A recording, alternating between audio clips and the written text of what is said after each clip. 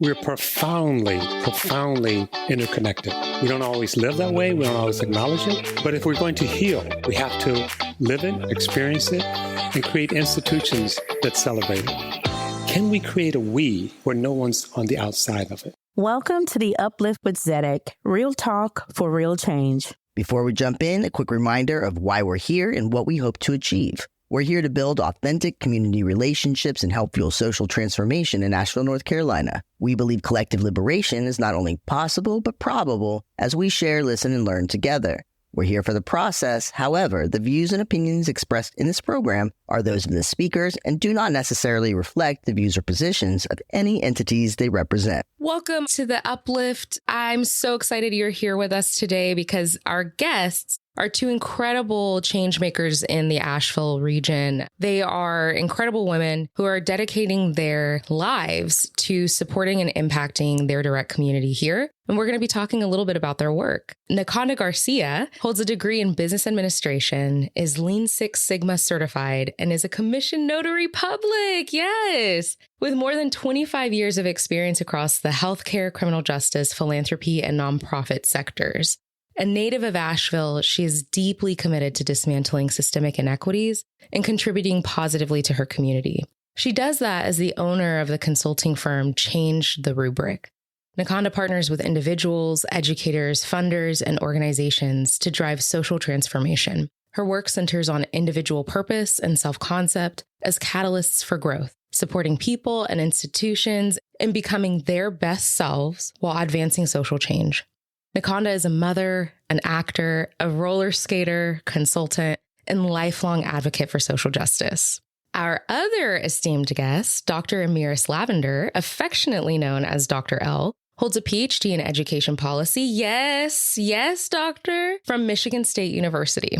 There, she studied urban education, school reform, and specialized in implementation and culture. She's the founder and managing partner of Love, Joy, Liberation community relations firm, where their mission is to spread love with joy for liberation. Collectively, they envision a world where joy is abundant, liberation is true wealth, and love is the foundation of thriving communities, where preventable harms never happen and healing is inevitable. Dr. L knows the pivotal power that communities of all kinds have made in her life and believes passionately that our relationship to our human connections hold transformative power and inspiration. Dr. L practices yoga, is a gardener, writer, and loves to host parties. Well, Amieris, Niconda, thank you for joining me today. Thanks for having us. Really, I want to kick it off by just talking about what it means to you to make an impact in your community. Great question. Yeah, thank you. You just gonna look at me first, right? What? Hey. Okay, I'll start. For me, it can look many different ways. And being from this community and doing a lot of leadership development work and training other leaders to step into their leadership, what I realize is it can be as small as the one impact that you have with each individual person every single day. And that's how I walk. So you never know what your impact is going to be. And you never know where that person is going to take what they gathered from your interaction to impact the world either. So if you just make that your natural cadence, your impact naturally ripples. Now, from an organizational standpoint, you have a mission. You have to quantify. You have to make sure that you are achieving the mission. It's different. I am the firm believer that we are always walking in a duality of our individual person as a being, just living into who we are in our spirit or however we define ourselves, and the separate duality of working within an organization or within a job or in a community. Right. Which can be a little more confining, right? You have this like very set sort of standard in those cases a lot of the time. It gets tricky when you're doing community work, and that is the mission, right? But I think that's both really exciting because it's such a low barrier to entry. You can easily impact other people, but it's also a little scary because you're impacting people all the time in your direct sphere. So I feel like that can be both daunting and also really exciting. I agree. I think that community impact first starts with how you define your community. So for me, it starts most proximate to me. It's like the people in my household, my neighborhood, my chosen family who, whether we've met in undergrad or grad school, we've decided that we want to do life together in whatever way. Being a person who has lived in different regions, what community means has changed for me. It's both the people that you can make relationship with that are proximate to you, whether that's Asheville, Detroit, where I'm from, or it's like, oh, these are my community that they've all gone and pursued their own goals and dreams. And so what it means to hold them in community is a little bit different. And in that sense, I think we're always impacting one another. I took a financial class, and I started talking to my friends about it. And then I learned their relationships with money. That class had a community level impact beyond what they could ever quantify just by telling a person with a mouth and some friends a fact, and we share it. And that is community level impact we can never quantify. I recently participated in a large event where we brought in a speaker that talked about joy. Ross Gay came in and talked about joy. And then I was out at a trivia night, and a woman who wasn't there, who heard about the event, started telling me about it. And I think that those sort of opportunities to spread thoughts and ideas are the level of community impact that I speak about the most, because I think they're underrated. How you show up for the people around you, I think, is the most important. It's those small acts, like you're saying, Niconda. And then it builds into how we show up in community. But for me, it's important. I found in doing this community work that you mentioned that I keep close to me, at least, that my community starts with people who actually know and love me. And I've agreed to love them back wherever they are. And then I have a responsibility in the places I live to participate in the issues that impact that community. So I get involved. And then I live in a nation, and then I live in a world. So I'm constantly building up from there, but I can't do everything. So there's a give and take. From there, I can manage whatever impact I'm trying to define. It's a really great description of what you were talking about earlier, Niconda, about rippling. And I think when we think about community impact, people maybe picture a lot of the time, I signed up with this group who does volunteering, and we went and we, cleaned the river in this. We went and tried to clean up the banks of the French Broad or something, or we did this, which is great. That is impacting service your community. Projects, right. Service project. But I think that we really forget about the opportunity that we have when we've learned something that's really blown our mind, that has really impacted us in a way where we just can't stop thinking about that. And then when we share that throughout the community, how impactful that can be, how mind shifting that can be, and how that can be really important. I agree 100% with everything that has been said. Also, just want to add, sometimes our impact can be felt most by people that know us the least. But you never know the impact of small things. I think also it kind of helps us paint a little bit of a picture of what it means to be a little bit of a consultant in the region. Both of you are consultants. I would love if you could tell us, what does your work look like? Mm-hmm. Well, I like to replace a word no one knows by using more words that no one knows. Yes. I don't love consultants. I went freelance professional, right? Oh, yeah. Ooh, yeah. Right. Super vague.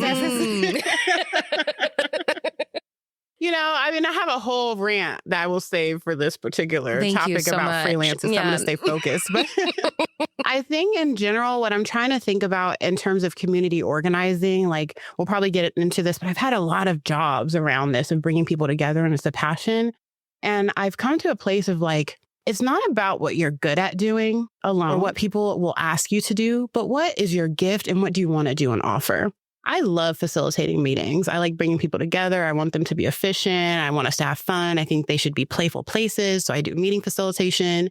I also love to guide groups in making decisions. So I can do some strategic planning, but I want it to be fun. So let's gamify strategic planning. Let's think creatively. I always bring joy and play into what I'm doing, because as an educator, I know that youth and adults learn best through play. I know that we're more creative when we feel easeful. So I like to bring that into whatever I'm doing, which could be event planning in general or team building, because my actual interest is in implementation and culture. As a policy scholar, which is how I was trained, I've always had an interest in bridging research and practice, which for me in policy is actually talking about implementation. What happens when a great idea reaches humans? What has to happen between those humans to get that idea off the ground? And that's often cultural. It's often relational. It's often the nitty gritty. Who's going to send the email? Can we think creatively about the things that need to get done that actually help people feel like they've been hosted when they arrive at an event? When I'm doing a dinner at my house, I love to throw dinner parties. I want people to arrive like someone has thought about them coming. And I find that sometimes I don't see that in community. So I'm interested in community relationships. My business is called Love, Joy, Liberation Community Relations Firm. So whatever comes into that, is that a meeting? Is that a planning? Is it a culture workshop? Is it talking about goal setting? Ultimately, I'm thinking about what it takes to work better together and what it takes to build powerful community relationships that are actually built in those people knowing each other and not doing quote unquote work with one another. I'm really interested in that. Also, we are creative people.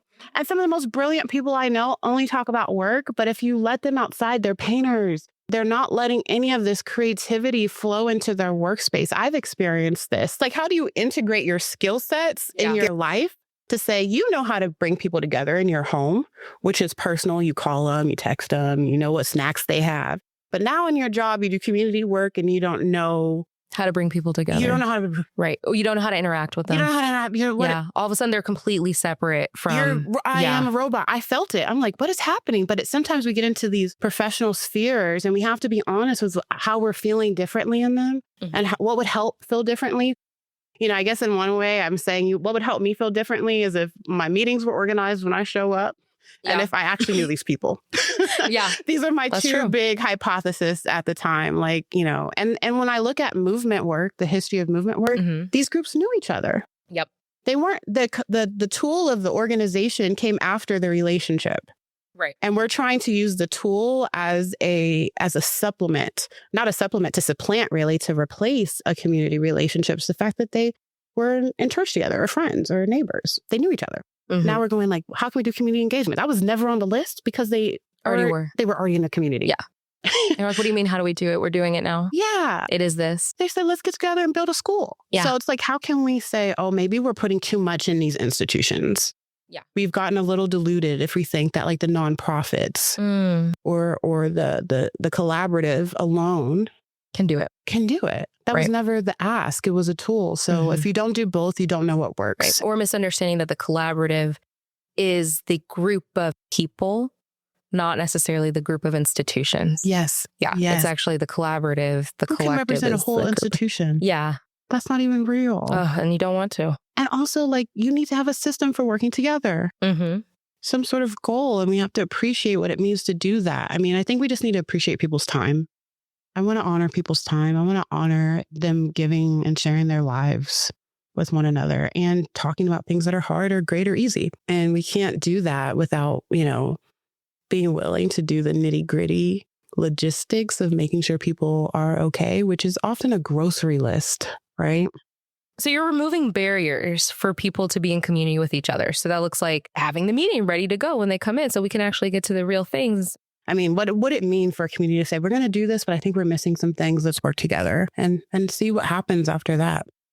Niconda, tell us about your community work, your consulting work. You know, you can ask me that question on any given day and you may get a different answer depending on how I feel. Because I personally am vehemently opposed to boxing in people as human beings into certain things.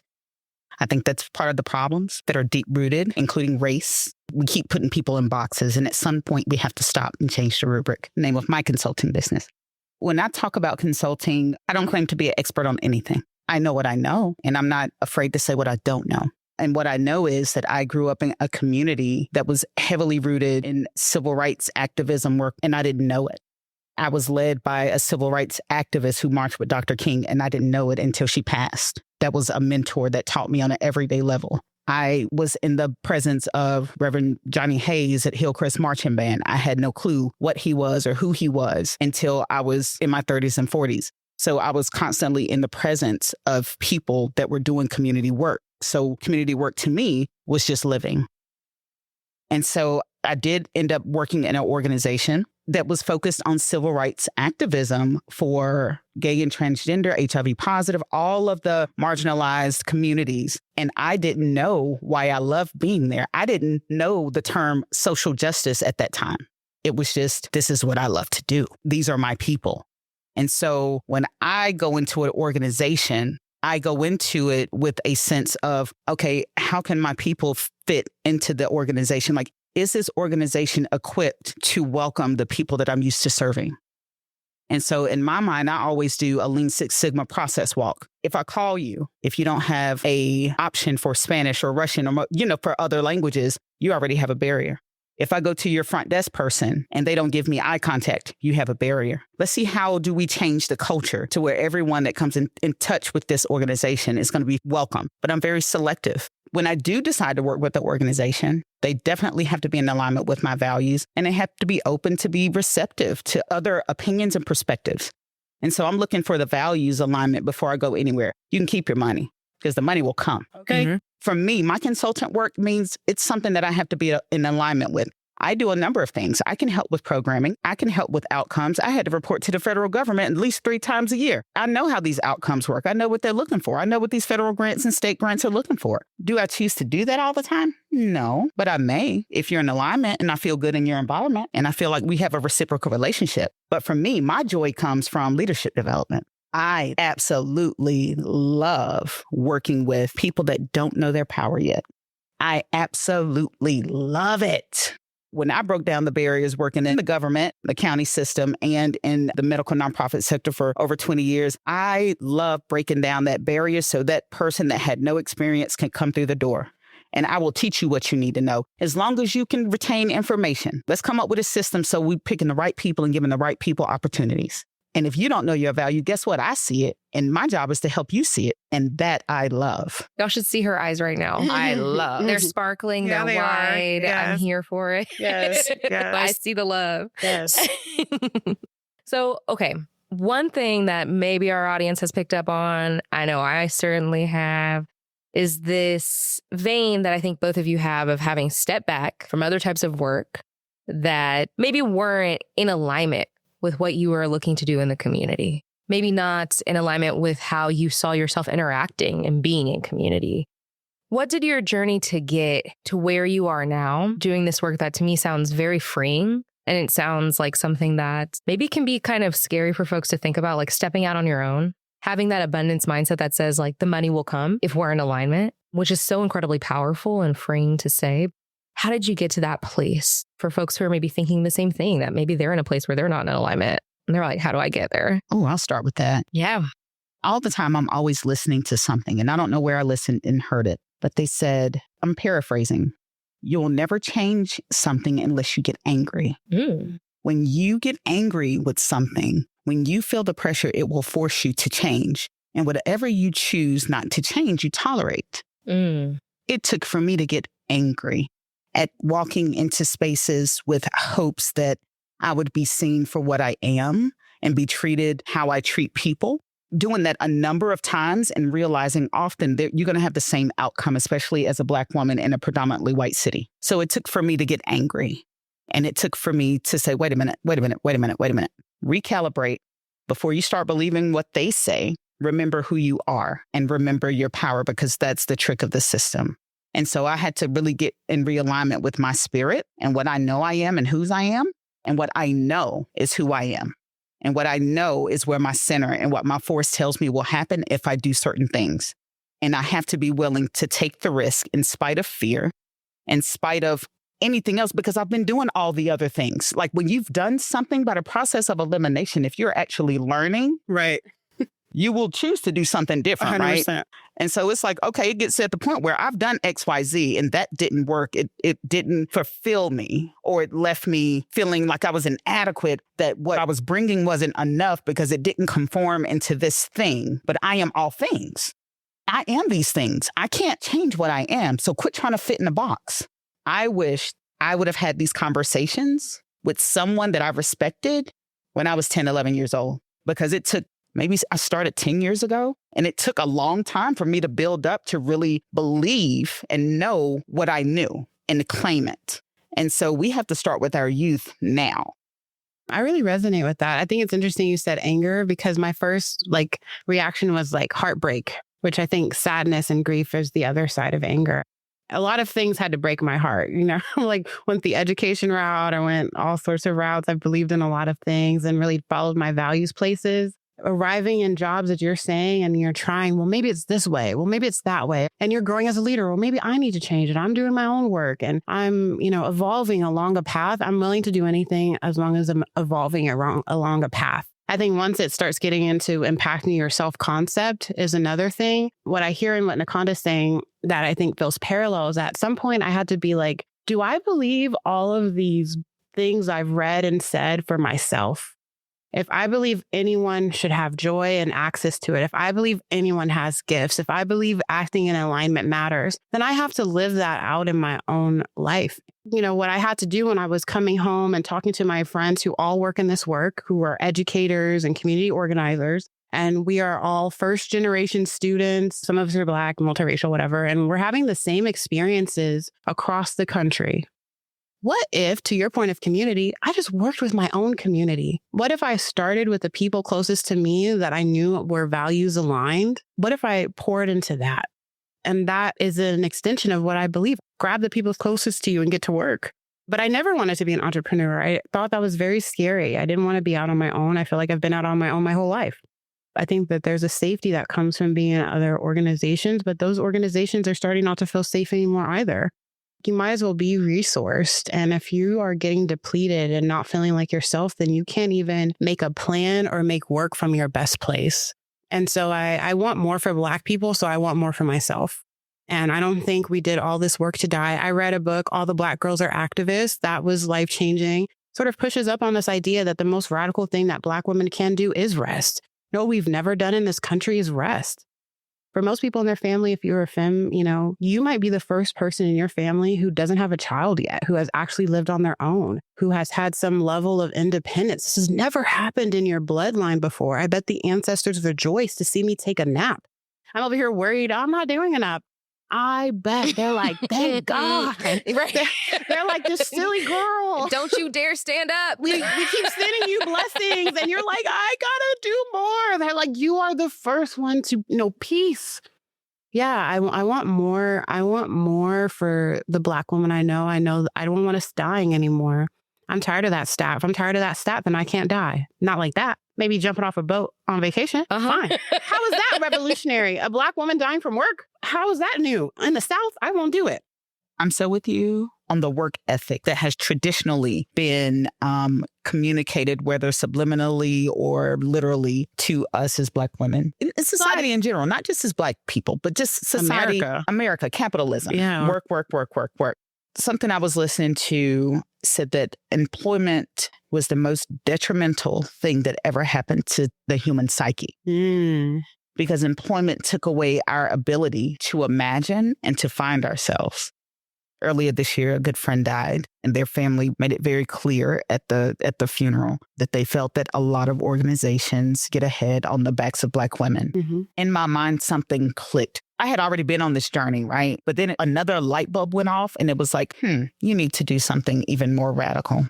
All those extra boards, all those extra things you're doing, all those things to stay on your plate, to feel like you are doing something. Why do you feel like you have to do those? Not why do you feel like you have to do them? Why do you feel that if you step back for your own intents and personal purposes, that it would be detrimental or it would harm someone else? Like, why do you feel like this conversation in your mind and your body? You can step back. You have the right to step back. You've earned the right to step back. And even if you step back, that doesn't mean that work isn't being done. It's just done in a different way. I think so too. And I think it's the ego. When I graduated on my cap, it said, if not you, then who? If not now, then when? They really got you with that, right? I get it. But it puts an undue pressure to say that, like, if I don't go to this meeting, if I miss this thing, then everything will cease. And it's like, no, you're in a community. I think one of the greatest gifts of like stepping back is just watching how the world keeps turning, how the sun keeps shining, the organizations keep going. And it isn't to say that we're not important, but it is to say like things will still happen and you will find other ways to contribute. But like you have to deal with your identity, and maybe you're over-identifying with your job.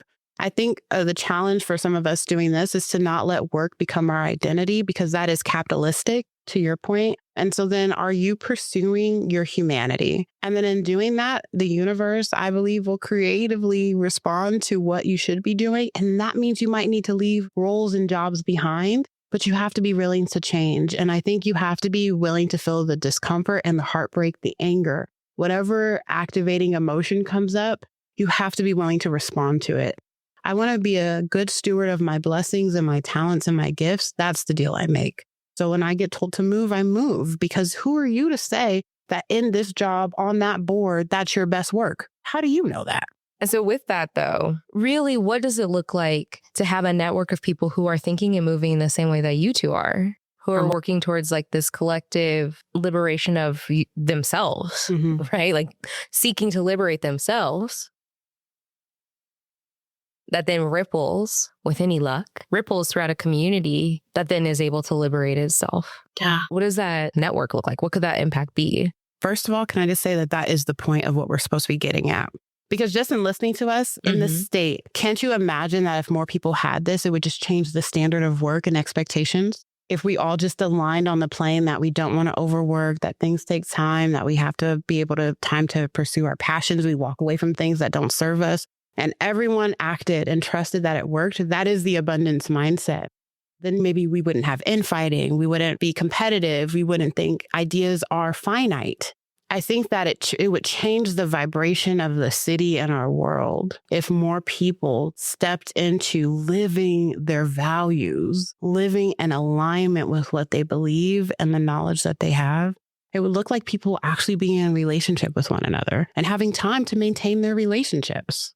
I think this is actually what I'm trying to get at here. I want to never be too busy for the human in front of me. If we lived that quality of life, I think that would be really important. I'm going to chew on that. I never want to be too busy for the human in front of me. What it looks like for me, that's how I live. That's just how I live. We don't have to get along and hang with everybody. We just don't. We have this misconception that we all have to be on the same accord. And sometimes I feel like when we start to try to define other people's lanes and our own, we box ourselves and other people in. But if we're listening to our own vibration, say, for instance, I meet you on the street and you just might be dancing and I might just walk up and start dancing with you and we just vibe and then we walk away with a high five and I'm like, you my bestie. And that's it. When you vibe like that and you rock like that, you're always in alignment and in a environment that is cultivating. It's when we try to force things that are unnatural that we reach these contention points that are hard to move. Because even if you are in vibration with somebody and something comes up, if y'all are on the same vibration, you can easily piece through it. You can figure it out because the vibration is still similar and the love and the feeling is there. But when we are trying to force relationships and saying, oh, because you do this and I do this, we have to work together. Well, if y'all don't vibe, y'all just don't vibe. Exactly. And if we are walking in an abundance mindset, it's okay if you do your thing and you do your thing and y'all be cordial and respect each other. There's nothing wrong with that. If you respect people and treat them the way you want to be treated and cultivate the vibrations of the people that are in your circle, things naturally just happen in the most beautiful, unimaginable ways. We have to move from what we're doing to how we do it. We need to be more allegiant to the spirit from which our actions flow than just doing stuff. Yeah. You know, when I'm in different spaces and people are talking about how they're doing all this work because they really want to see, you know, their communities improve. They want to get there, right? Wherever there is, right? This idea, whatever justice looks like, however we're defining it. And I do think that's the big thing that's getting lost. We keep talking about how we've lost the village, or we don't have our village anymore to protect us. Like we don't have those relationships. But then we move in ways that is like deeply destructive to the village. Right. Like, baby, you're out here with a sledgehammer, tearing down the village walls, burning every brick. Yeah. I think it's partially because of that perspective that, okay, we all have to get along or we all have to be moving in the same way or else what? I don't know, but or else. Like if we're not, then we'll never get there.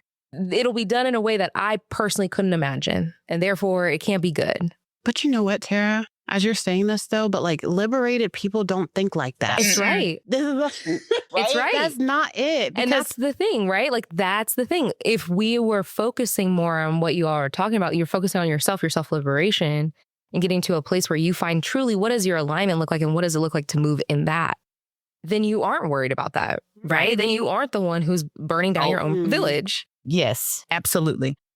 For me, as an only child, I think... That tracks, by the way. Thank you for saying that. I had no idea. She said that tracks. That tracks. Like, I didn't know had no that. idea you were an only child. Me either, but that I am makes sense. shook. I am. And so, like, for me, it allowed me to have a very different perspective. Like, I don't really understand being competitive with someone because I never had to compete. And so when I was growing up and people would come at me like competing. I'm like, what are you doing? I don't even understand it. So it equipped me with something different. We are all products of our environment to some extent, and it has equipped us with things. And we have to take time to pause and reflect to see what are the things that we experience that we can take that have cultivated us to make us better. And what are the things that we have experienced that maybe are things that we learn from that can actually catapult us to the next level. Like we've learned something from it. Either it's going to catapult us or it's something that we can learn that we need to adapt to so we can change so we don't repeat it in the future. And I realized there is a level of privilege that comes with having the time to do that. You're just trying to stay alive. You don't have the time to take a pause and reflect sometimes. Mm-hmm. And I've had to say that to a number of people. They're like, why? I don't understand why they're not fighting for the community. I don't understand why they're not doing whatever. I'm like, they just trying to live. Do you understand exactly. that? They're trying to pay the bills and get from point A to point B. I've been there. I've done that. I didn't have time to think about reflecting. What is that? Who got time for that? Right. When we talk about like the different people and being in relationships, we have to respect that people are on their individual journeys. Right. They may have not had time to reflect where we may have. And that's okay too. I can love you just the same and I can support you just the same. But don't come over here with your sledgehammer. Right. You might not want to mess with us. Right. I wouldn't swing it this way, baby. Don't do it. The force field is on. Don't do it. Don't do it. So with that, honestly, I think we've done this a little bit. I feel like when you guys have been describing this, I can see it. But I want to ask y'all, what is your dream for the community? What's your dream for your community? This is a hard one because I don't have false expectations. So I read this book called The Courage to be Disliked, and it talked about how to really be liberated and happy. It was a conversation between an older person who was like a psychologist and a younger person about a theory of whether people can change. One of the things that was like a focal point was that most people walk through life trying to avoid being disliked. And it is the cause of most of the problems and interpersonal relationships. We all want to be liked. We don't want to ruffle feathers, blah, blah, blah, blah, blah. And so one of the challenges was, what if you walk through life without expectations? What if you were just you and you defined you and walked in your power and your strength with your thoughts and your feelings and you projected everything that you felt and who you were without fear of being liked and without an expectation of other people? Because that's where disappointment often happens and problems happen, because we expect something that is unrealistic because the only real thing is what's now, The Power of Now, right? By Eckhart Tolle. I don't have a lot of expectations for people. I rock on my vibe. And I do that unapologetically. No, let me take that word back because I don't even like that word unapologetic because I do apologize. I recognize that I can have flaws. So I don't like to use that word loosely, but I walk in my power freely. And I also move in a way that I try to be kind in all forms of life. As a native that has lived here during a time where it was the happiest moments in my life, and I actually went to the school right across the street, which was an all-Black school, up until 4th grade and had to move to another side of town. I would love for our community to remember what it was. And as a native, I plan to do my part to help the people in my spheres of influence to remember that. When I say what it was, we had deep community roots. I didn't know there was a world outside of Hillcrest because it was self-sustaining. We had a candy bus. You can go to the candy bus and get everything you got at Ingles. Gene the Candyman. You had communal relationships with every other public housing development. People knew each other. Right now, I see the shift from back then when it was maybe 33% people of color. Then it was 13% with Dwight Mullen's last research. And then there was a projection that it was going to be 8%. And then that was before the hurricane. And then when the hurricane comes, traditionally in any environment, the population loses 33% of its population. So what does that mean? Mm-hmm. And so part of what Change the Rubric is doing right now is making sure that our melanated people are visible. Yes, we are here. I am of the opposition against, people saying, when I say I'm from Asheville, and they can be from California, Atlanta, whatever. They're like, Asheville? There's Black people in Asheville? Mm-hmm. Yes, we do exist. It's not like Santa Claus. We are there. Mm-hmm. And so from my perspective, I want my community to know, one, where we were previously, be reminded of the tight-knit community that we had where Sam Cooke and Gladys Knight and all of them were coming up on the block, hanging out on the block.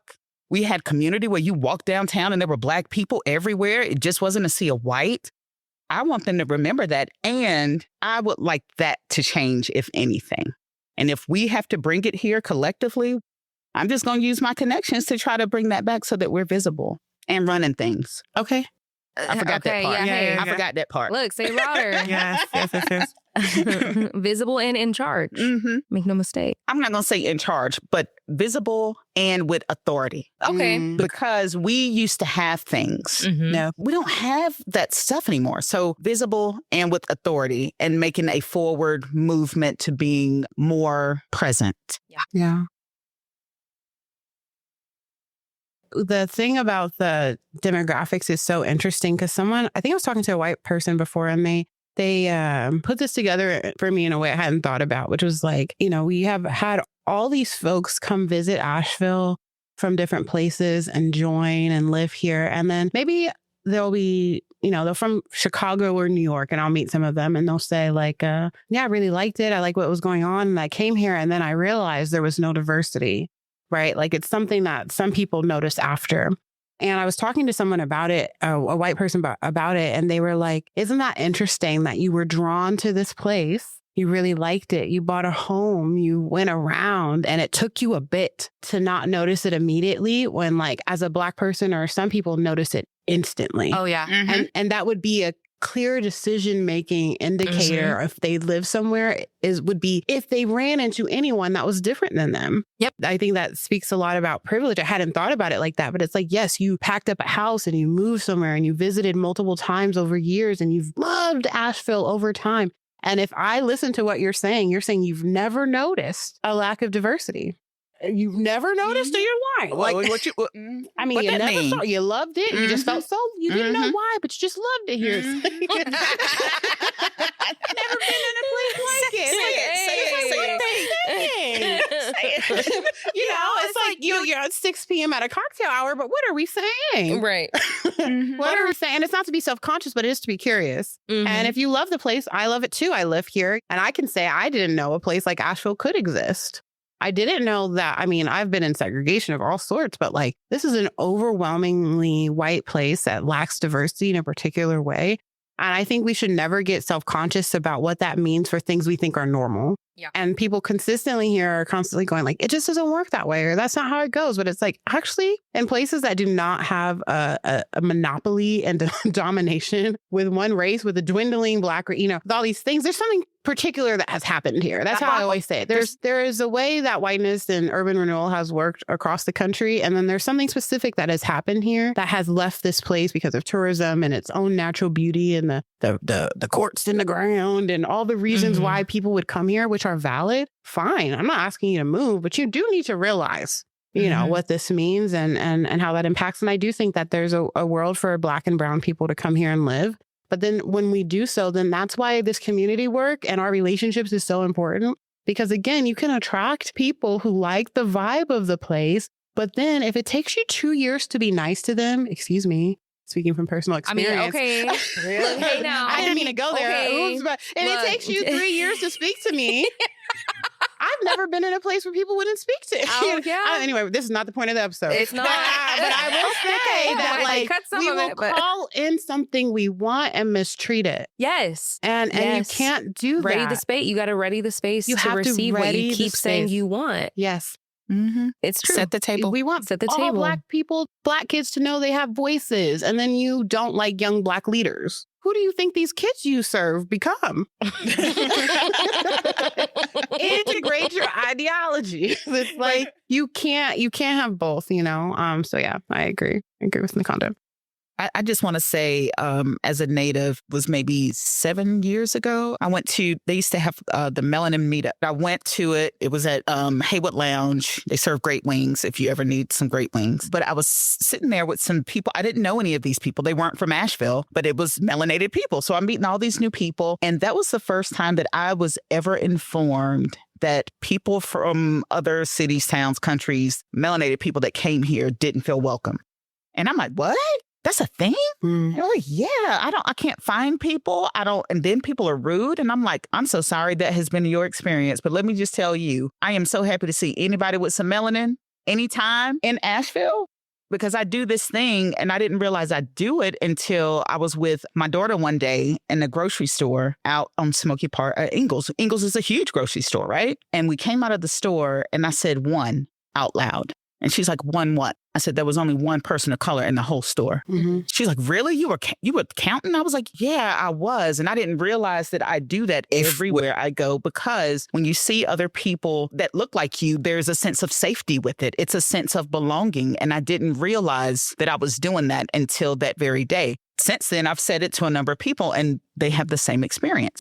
Anyway, I'm getting off topic. Yeah. What you're saying, I hear you. We do have to make it welcoming. That's why it's important that we do our individual work. Mm-hmm. Guess what? If you are confident in yourself and you have an abundance mindset, you know whatever is for you is for you. And whatever is for whoever is for them. And you can see them as you see yourself. If you see the goodness and the God and the whatever you see in you, you're going to see it in the other person and you will treat them as such.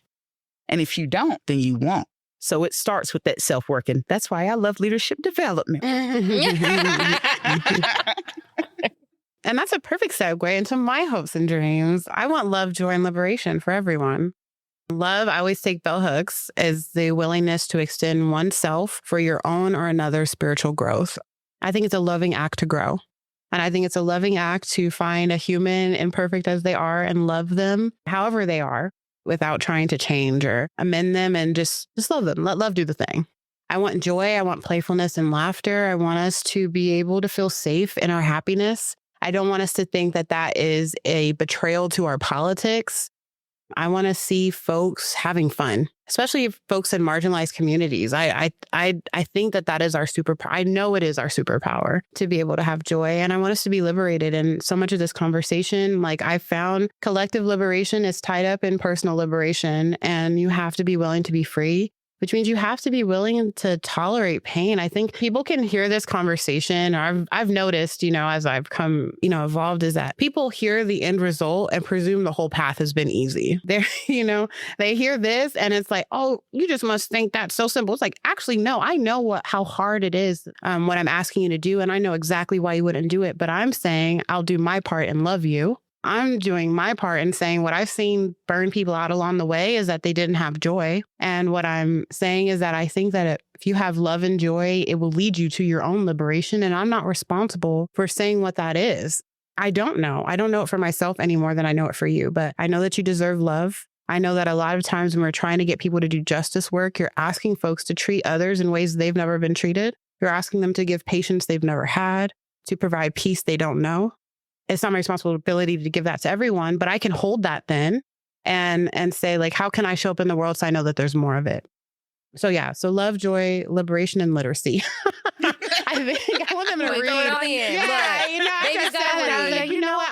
I think because critical thinking is important. It's because as a child, I was a reader, and it's so corny, but of course it took me worlds away from where I was. And I couldn't have understood the world without reading. And so I think when we talk about literacy, people feel like we're talking about standards. And I do, because I'm a policy person talking about standards. But what I'm talking about is a sense of self-concept. I'm talking about text to self. Yeah. I'm talking about the ability to ingest someone else's ideas without needing to respond. Reading is a practice in listening, and thought creation and writing, and the ability to articulate ourselves. And if you can't express yourself, how frustrating.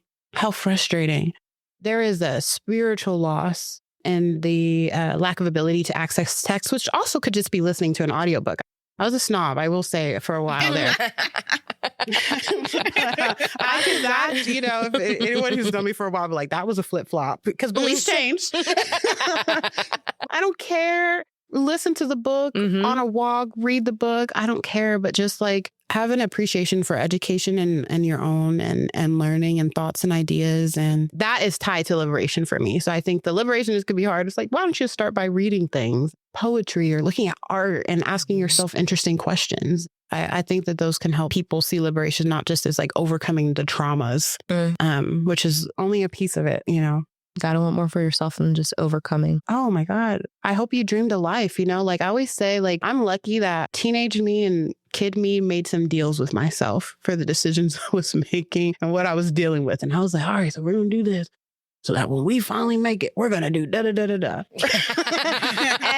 and every once in a about, I have something that I have not made good on. Every time I get mad about cleaning my house, they're like, you're not even supposed to be cleaning your house. You said that we were going to get it. I made some deals. And, I hope you have a past self you made deals with. Even now, make deals with yourself. What are you making this decision for? And that person rears up. Oh, we did not go through all of this. We did not tolerate those things back then. For you to arrive here with more agency, more power, and for you to squander your seat and say nothing, for you to be afraid, for you to be unhappy. Man, teenage me did not do all this for me to be unhappy. She won't stand it.